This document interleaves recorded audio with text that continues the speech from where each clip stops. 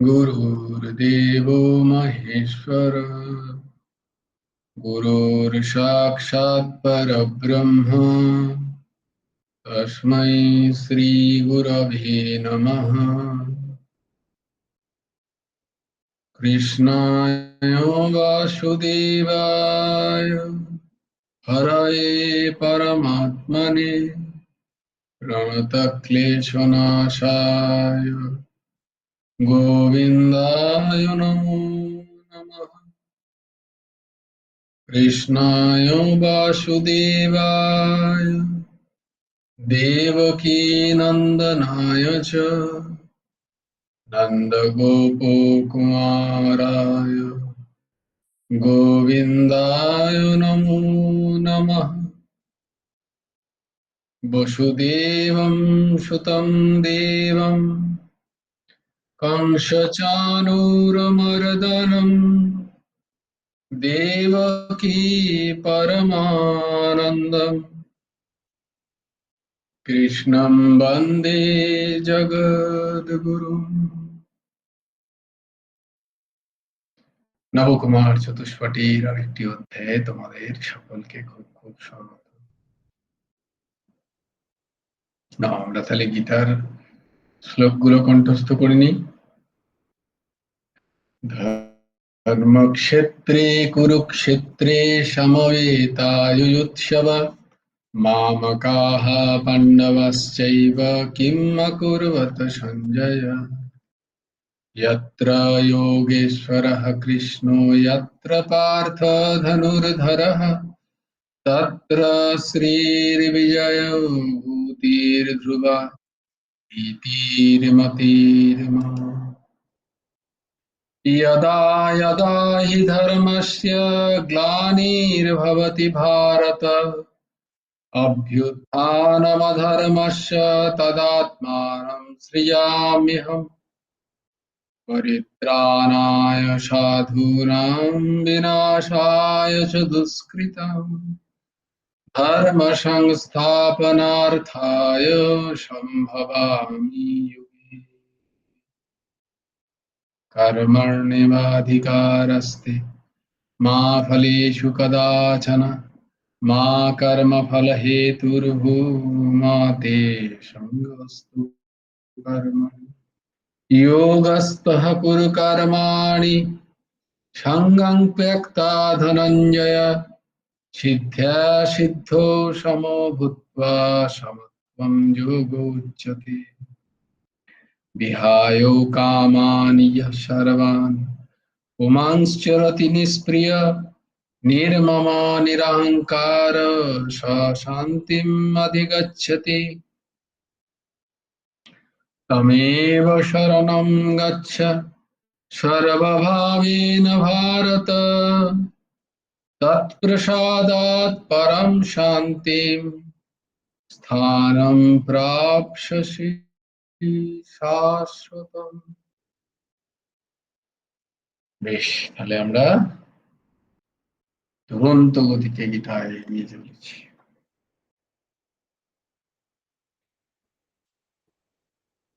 আমাদের আধার স্বরূপ যে পুস্তক সেটা হচ্ছে গুরুমুখে গীতা উপদেশ, রচিত পরম পূজ্য পরম আরাধ্য প্রাতঃস্মরণীয় প্রভু গুরুদেব ভগবান পরমহংস ঠাকুর শ্রী শ্রী হেমন্ত দেবজি।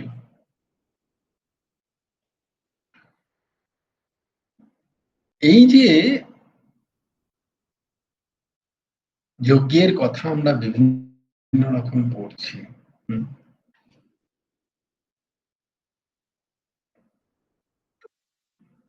সেই যজ্ঞের মূল যেটা মূল সেটা ধর্মেরও মূল। ধর্ম যদি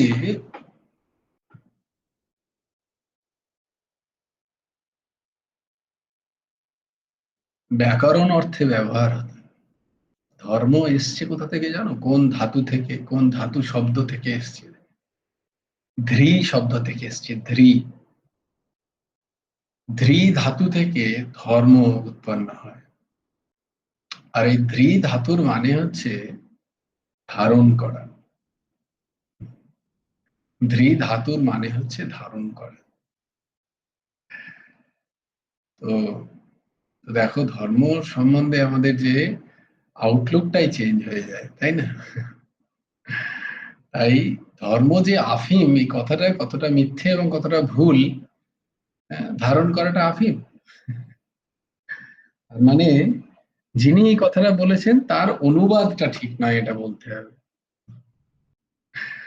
বা যারা বলছেন তারা বুঝে বলছেন না। ধর্মের মানে কোথাও পন্থা নয়, বিশ্বাস নয়। ধর্মের মানে হচ্ছে ধারণ। ধৃ শব্দ, যা ধারণ করে। এটা তো একটা ধর্মের ব্যাকরণগত অর্থ। এবং ঠিক সেই অর্থেই ঠিক সেই অর্থেই বৈদিক সনাতন পরম্পরায় ধর্মকে ধারণ করা হয়েছে, ধর্মকে নেওয়া হয়েছে। এবং সেটাকে কি বলবো, ফ্লারিশকে ঠিক বাংলায় কি বলা যায়, সেটা নিয়ে সেটার প্রকাশ করার চেষ্টা করেছেন মহান মহান ঋষিরা, যোগীরা, মুনিরা। তারা চেষ্টা করেছেন ধর্মরূপে। তাহলে ধর্ম মানে ধৃ, এমন একটা জিনিস ধারণ করবে মানুষকে ঠিক ঠিক করে, লালন পালন করবে সুন্দর করে। সেই ধর্মের কিছু কিছু দিক তারা দর্শন করেছেন, যে ধর্মের এই দিকগুলো যদি তোমরা ফলো করো, তাহলে এটা তোমাদেরকে ধারণ করবে, একে অপরকে ধারণ করবে, সমাজকে ধারণ করবে, পরিবেশকে ধারণ করবে, বিশ্বকে ধারণ করবে, এবং এই সমস্ত সৃষ্টিকে ধারণ করবে। দেখো, মুনি ঋষিরা যে শুধুমাত্র তার নিজেরটুকু ভাবতেন তাই না, তারা বলতেন বসুধৈব কুটুম্বকম অয়ং নিজ পরম বেতি গণনা লঘুচেতসা। এই ধরনের কথা কোথাও কোনো জায়গায় বলে? খুঁজে দেখো তো, কোথাও বলে না। শুধু বৈদিক সনাতন পরম্পরা বলে এই অয়ম নিজ পরম। সবাই তো অয়ম নিজকেই টানছে, পরম বেতি বলতে চাইছে, ওরা পর ওরা পর, এ পর সে পর। কিন্তু সেই বৈদিক সনাতন পরম্পরা বলছে অয়ম নিজ পরম বেতি গণনা লঘুচেত। সে যে ধর্মের কথা বলছে, সেইটা আমাদের খেয়াল রাখতে হবে। সেই যে ধর্মের কথা বলবে, সেই ধর্ম যে তথাকথিত একটা সুপারফিশিয়াল, একটা ওপর ওপর ভাবনা চিন্তা হবে, সেটা নিশ্চয়ই ভাবা উচিত ছিল না পশ্চিমী যারা দার্শনিক তাদের অন্তত। যে যখন ভারতীয় দর্শন ধর্মের কথা বলছে, এই ধর্মটাকে ধর্ম বলেই নেওয়া উচিত, এটাকে ট্রান্সলেট করে রিলিজিয়ান করা উচিত নয়। তাদের এই কথাটা ভাবা উচিত ছিল, কারণ সেখানে সব বিস্তৃতি তারা দেখতে পাচ্ছেন। দে হ্যাড গট দেয়ার পাওয়ার। কিন্তু যদি তারা সেইভাবে বৈদিক সনাতন পরম্পরাকে তুলে ধরতেন, তাহলে তাদের যে খোকলাপন, তাদের যে কোথাও যেন তাদের স্থায়িত্বে একটা নড়বড় হতো।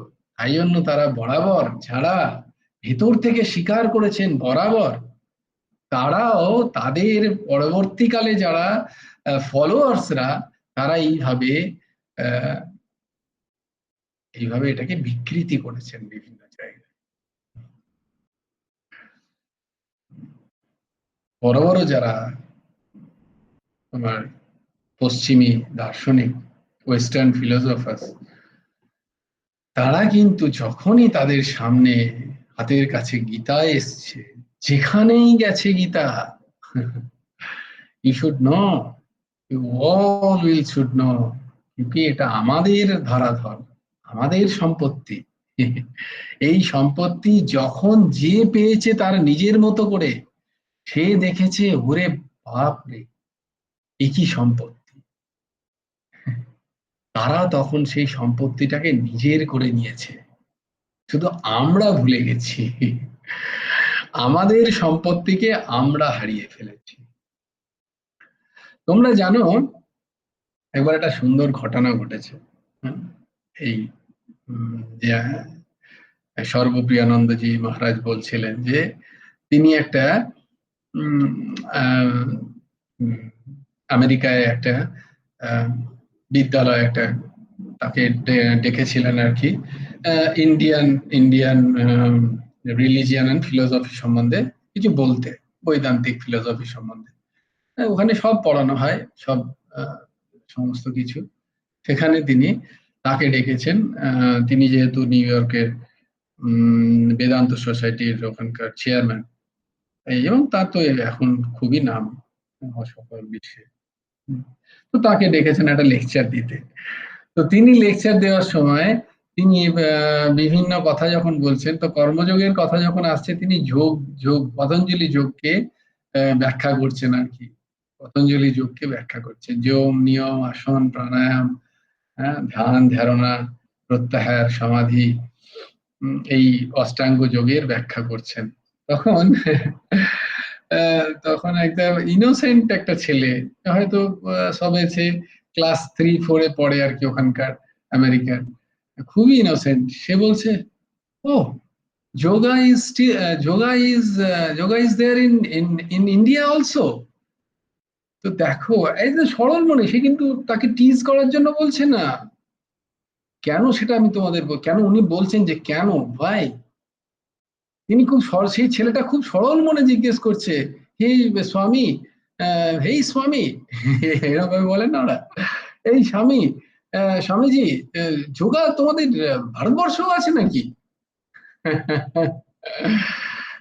তোমরা বিশ্বাস করবে না যে আমেরিকার দ্য মোস্ট মানে অ্যাডভান্স সিটি নিউ ইয়র্কের সমস্ত পাড়ায় পাড়ায় একটা করে যোগা সেন্টার আছে, এবং সেটা আজ থেকে নয়, বহু বছর আগে থেকে।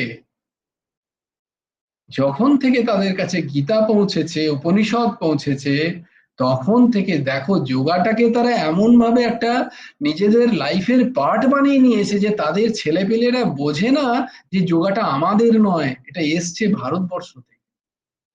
তারা জানেই না। আর এই যোগটাকে, যেটাকে এখন যোগা বলা হয়, যোগা বলে তো কোনো কথা হয় না, যোগ হচ্ছে কথা, পতঞ্জলি যোগ সূত্র, যোগা সূত্র নয়।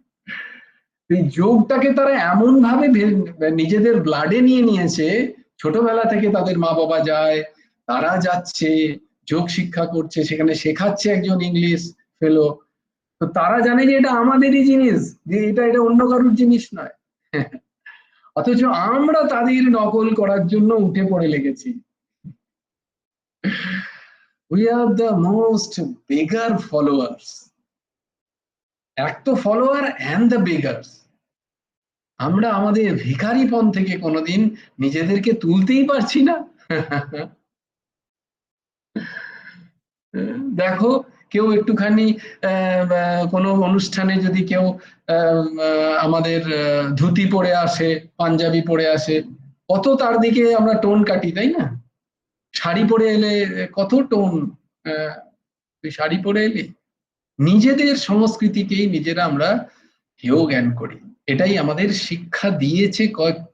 খুব ভালো করে তোমরা যদি দেখো, এই শিক্ষাটা সব থেকে বেশি পেয়েছি আমরা আফটার ইন্ডিপেন্ডেন্স। আমি কোনো পলিটিক্সে যাচ্ছি না, বাট এই যে ক্ষয়োন্মুখ সংস্কৃতি, যে সংস্কৃতিকে সবাই লুফে নেয়, সমস্ত তোমরা পড়তে পারো গীতা যেখানে যেখানে পৌঁছেছে, যে যে মনীষীদের কাছে গেছে, they have appreciated the Gita like anything.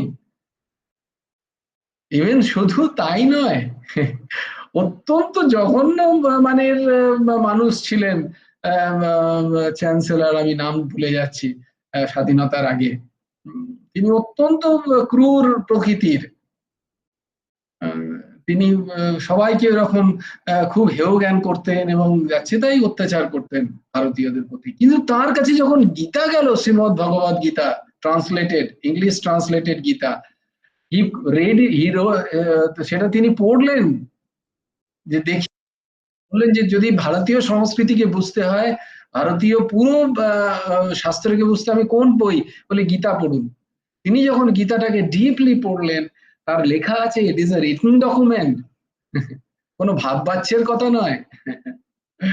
তিনি বলছেন যে এইটা যদি কারোর সংস্কৃতি হয়, আমাদের রাজ্য, আমাদের এই শাসন টিকবে না, আমিও টিকবো না, একদিন এটা ধ্বংস হবেই। এবং আমি এটা লিখে দিয়ে যাচ্ছি যে কিন্তু এই গীতার ফিলোসফি, গীতার দর্শন কোনো দিন ধ্বংস হবে না পৃথিবী থেকে। ইট ইজ অ্যান ইটার্নাল, এইটাকে বলা হয় সনাতনী। There is no destruction. Nobody can. এই গীতার মাহাত্ম্য কেন আমি এলাম, যে ভগবান বলছেন যে এই জমে, এই যে পাতঞ্জলি যোগসূত্রে ইয়ম নিয়ম, এইটা আমাদের খুব প্রয়োজন। কোনো কিছু করতে গেলে আমাদের ইয়ম নিয়মটার প্রয়োজন খুব। বাকি সব কিছু তো হচ্ছে, কিন্তু ইয়ম নিয়মের খামতির কারণে আমাদের সেইগুলো, সেই বীজগুলো, যে জ্ঞানের বীজগুলো প্রথিত হচ্ছে আমাদের মনের মধ্যে, সেগুলো অঙ্কুরিত হচ্ছে না, সেগুলো থেকে গাছ বেরোচ্ছে না। সেটা জ্ঞান বৃক্ষ বলতে পারো, সেটা ভক্তি বৃক্ষ বলতে পারো, সেটা নিষ্কাম কর্মবৃত্তির বৃক্ষ বলতে পারো। এটা হচ্ছে না কেন? না, মূলে মূলে সমস্যা।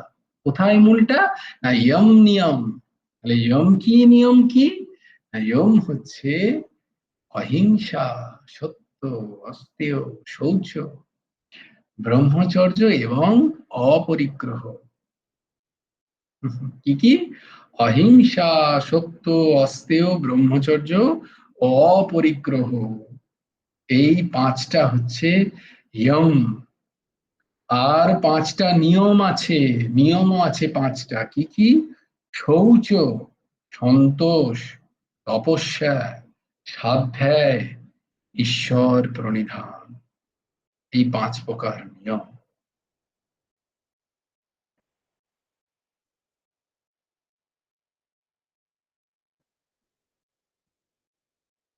আমাদের এইখানে খামতি থাকে। বুঝলাম। বলো।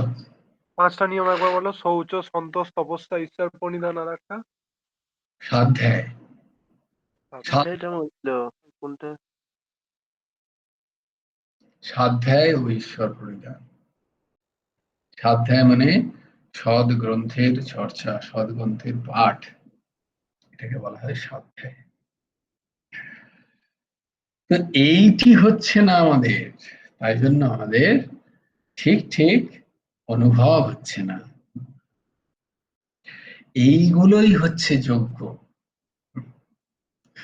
এইটাই হচ্ছে এক একটা বিষয়, এক একটা যজ্ঞ। সেইটাই এতক্ষণ ধরে এই এতগুলো শ্লোক আমরা পড়লাম, তার ব্যাখ্যা হচ্ছে এটা। যেহেতু এগুলো এত মূলাধার, এত মূল বিষয়, যে এইগুলো যারা করেন এবং করেনি কেউ না কেউ, আমরা করছি না, আমরা দেখতে পাচ্ছি না, কিন্তু ভগবান বীজ রূপে কাউকে না কাউকে এগুলো দিয়ে কুড়িয়ে নেন, যাতে এই সংসারে এই যে সনাতনী পরম্পরা কখনো ধ্বংস না হয়। কেউ না কেউ করছেনই, করছেন, জানবে। আমরা করছি না, আমরা পারছি না, that is a different issue. That means nobody is doing. এটা ভুল ধারণা। কারণ বলছে কি, যে ধর্মকে কোথায় খুঁজে পাবে এখন? না, ধর্ম চলে গেছে গুহায়। তাই যারা করেন তারা ওই একান্তে গুহায় চলে যান।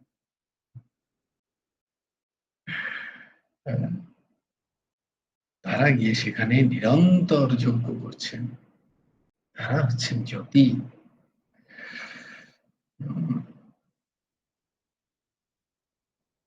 এই যজ্ঞগুলো আমাদের করা প্রয়োজন। যদিও আমরা প্রত্যেকে এই যজ্ঞগুলো করি, কিন্তু যজ্ঞ ভেবে করি না, আর সেগুলো সেই দৃঢ়তা নেই আমাদের মধ্যে। এই দুটোর পার্থক্য। করছি আমরা হয়তো সবই কিছু না কিছু একটা। তো দ্রব্যময় যজ্ঞ অপেক্ষা ভগবান 33 নাম্বার তোমাদের বলেছিলাম যে একটুখানি, এখানে একটুখানি আলাদা। এবং সেটাকে দেখে তারপরের পরের গুলোকে সুন্দর সুন্দর সব শ্লোক, খুবই প্রচলিত এবং অদ্ভুত অদ্ভুত শ্লোক, সেগুলো আমরা দেখব।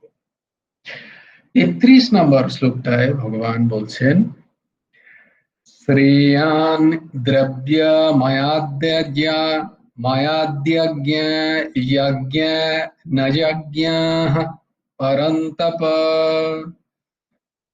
শ্রেয়ান দ্রব্য মায়াদ্যজ্ঞ যজ্ঞ ন যজ্ঞাঃ পরন্তপ। সর্বং কর্মখিলং পার্থ জ্ঞানে পরিসমাপ্যতে। সর্বং কর্মাখিলং পার্থ জ্ঞানে পরিসমাপ্যতে। হে পার্থ, হে পাণ্ডব, বসাচ্ছ তো নিজেদেরকে?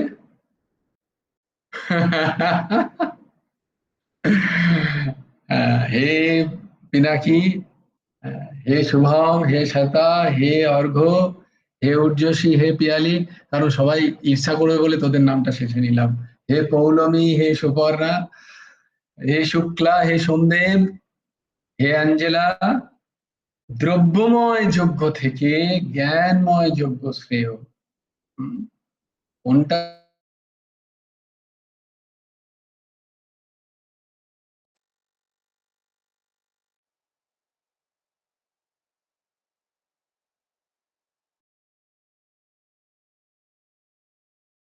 হচ্ছে তার থেকে জ্ঞানময় যজ্ঞ গণনা, তাই না?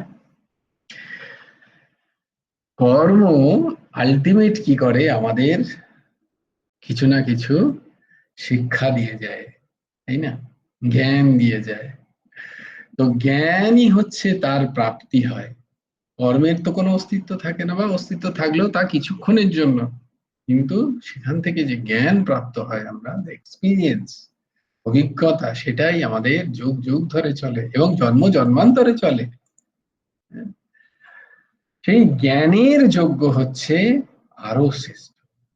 দ্রব্যময় যজ্ঞ অপেক্ষা জ্ঞান যজ্ঞই শ্রেষ্ঠ।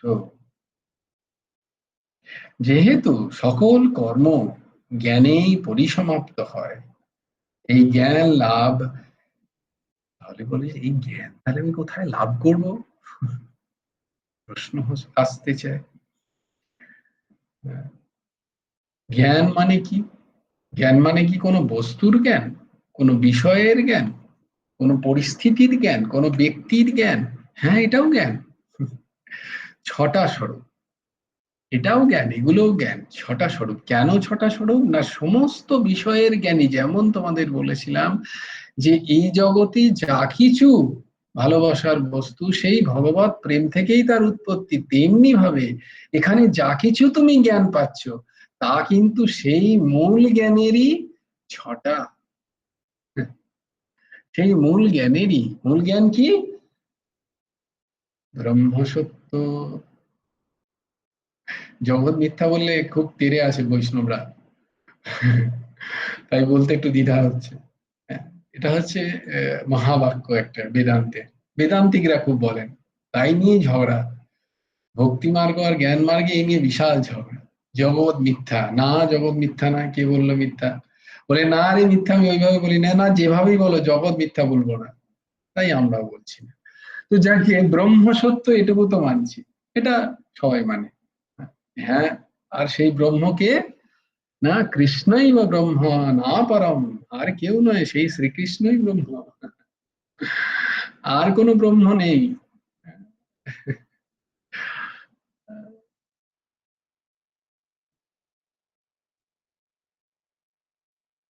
জ্ঞানীরা কি বলেন জানো? জ্ঞানীরা বলেন যে যে তুই যে ধর তুই তোমরা ধরো জানো না, হ্যাঁ, হঠাৎ করে কোনো আগুনের জিনিস লেগে গেল হাতে, ট্যাপ করে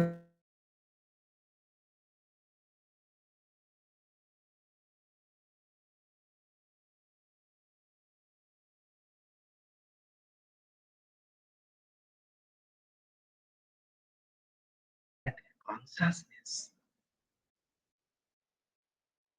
কনসাসনেস, ইজনেস এর ফিলিংস একদিন বলেছিলাম না, I am, he is, that is. এই যে ইজনেসটা কিন্তু কখনো নষ্ট হয় না, প্রত্যেক বিষয়ের সাথে আছে। এইটাই হচ্ছে ব্রহ্ম, কনসাসনেস।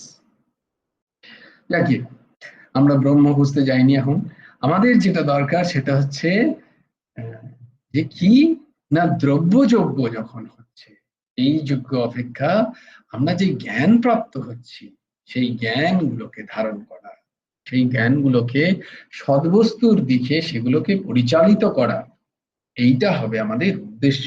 প্রত্যেকটি জ্ঞান, হ্যাঁ, তুমি বলবে কোন জ্ঞান, না বলছি ইচ এন্ড, তাই জন্য জ্ঞানের এত কদর গীতায়, গীতায় জ্ঞানের এত কদর।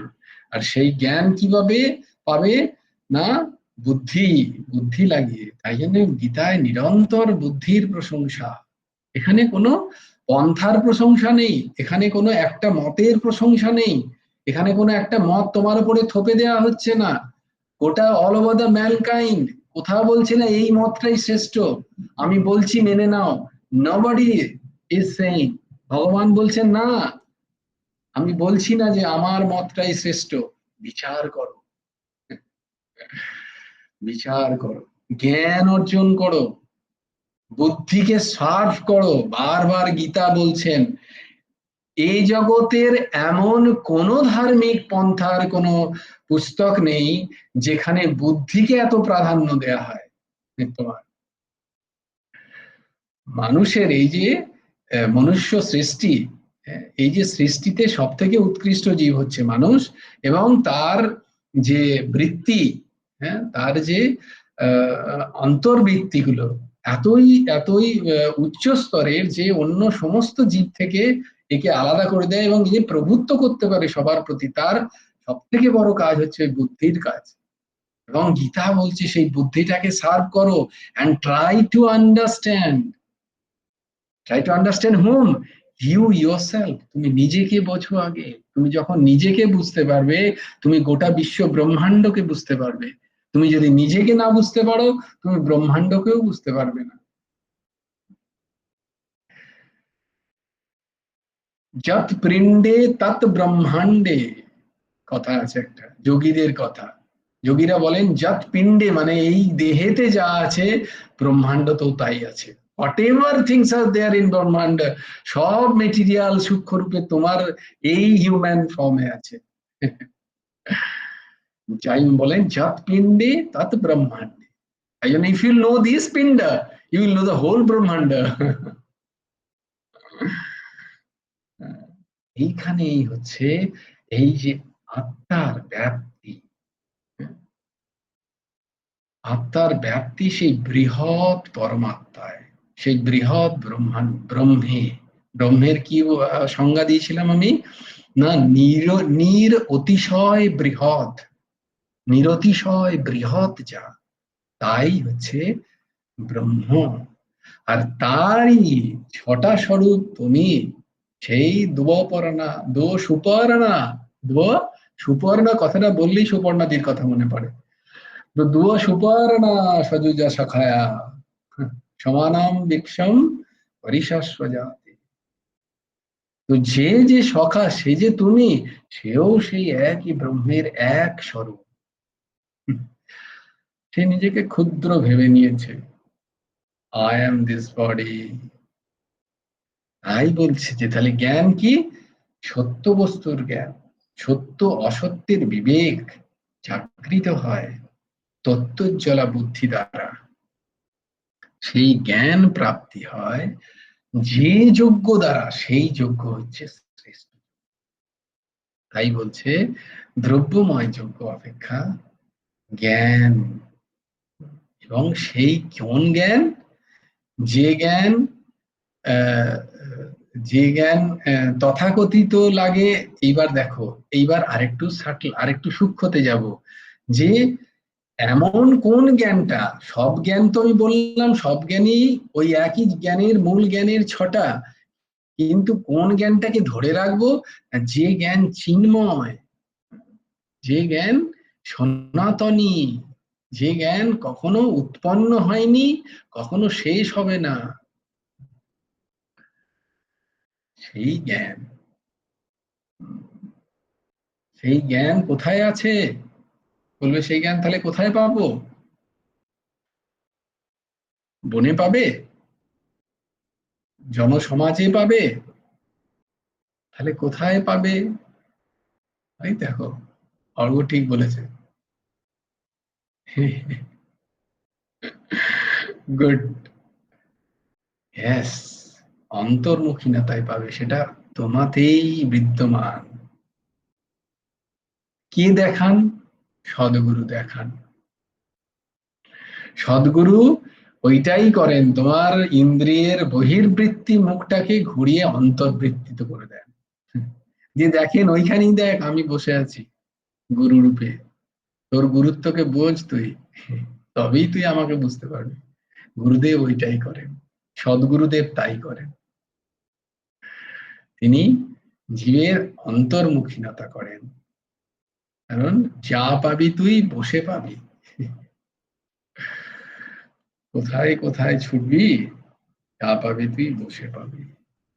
তো এই যে দ্রব্যময় যোগ্য যে জ্ঞান আমাদের নিজেদেরকে চিনিয়ে দেবে, শাশ্বত জ্ঞান যা, চিন্ময় জ্ঞান যা, যে জ্ঞানের কোনো, যে জ্ঞান স্বরূপ আমি, ভগবান ব্রহ্ম কেমন না সচ্চিৎ আনন্দ স্বরূপ।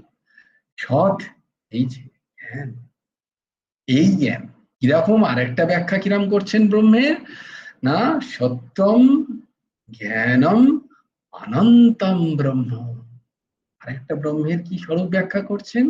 সত্যম জ্ঞানম অনন্তম, কোনো অন্ত নেই যার, অনন্ত, তাকে বলছে ব্রহ্ম। এবং who is that? It is you. সত্যম, বলবে তো বেদান্তের কথা বলছো তুমি, এ তো সব বৈদান্তিকদের কথা, এটা তো ঠিক নয়। আমরা ভক্তি মার্গে, ইয়েস, ভক্তি তখনই হবে ঠিক ঠিক করে যে ভক্তিকে কেউ টলাতে পারবে না, সেইটাই বলছে। সেই জায়গায় আসছে গীতাতে, যে লয় এবং বাদ, এই যে দুটো, এই যে দুটো সমাধি, হ্যাঁ, লয় সমাধি কি হয়, ভক্তিতে লয় সমাধি হয়। করতে করতে করতে করতে ভক্ত একটা আকারে গিয়ে তিনি সেই আকারে সম্পৃক্ত হয়ে যান। কিন্তু কখনো যদি সেই আকারটা কোনোভাবে একটু টলে এবং তার যদি জ্ঞানের ভিত্তি দৃঢ় না থাকে, তাহলে কিন্তু তার পতন হয়ে যাওয়ার একটা সম্ভাবনা থাকে। তাই জন্য এখানে গুরুদেব বলছেন যে আমাদের জ্ঞানেরও প্রয়োজন।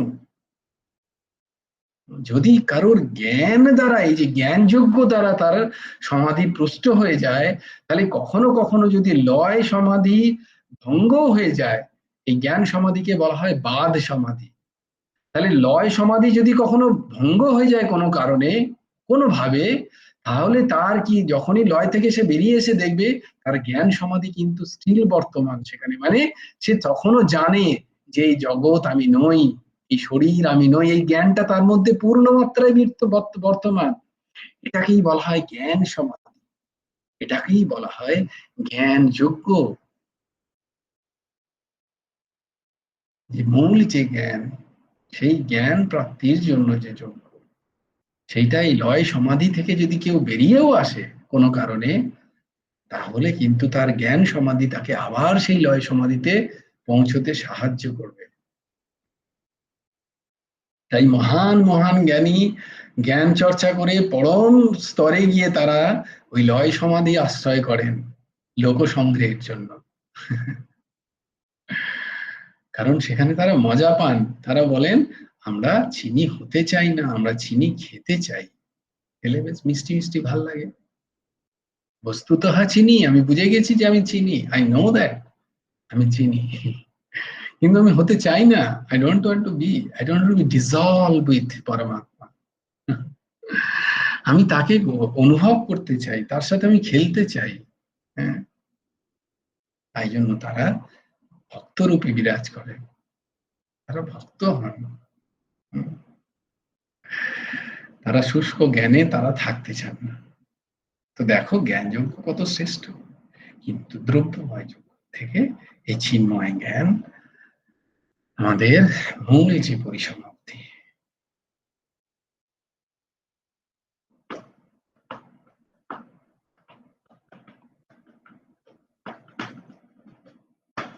জয় গুরু রাধেশ্যাম। চলো শেষ করি। জয় জয় শ্রী রাধে, রাধেশ্যাম রাধেশ্যাম, শ্যাম শ্যাম রাধে রাধে, রাধে কৃষ্ণ কৃষ্ণ কৃষ্ণ রাধে রাধে। ভজ গুরু হেমন্ত দেব রাধে শ্যাম, জপ হরে কৃষ্ণ হরে রাম। जय जय श्री राधे, जय जय श्री राधे, जय जय श्री राधे। हरि बल, हरि बल, हरि हरि बल। जय गुरुदेव, जय गुरुदेव, जय जय परमहंस ठाकुर श्री श्री हेमंत देव जिउर जय। जय गुरु राधेश्याम, श्री गुरार्पणमस्तु, श्री हेमंत देवार्पणमस्तु। জয় গুরু রাধেশ্যাম। সবাই ভালো থেকো।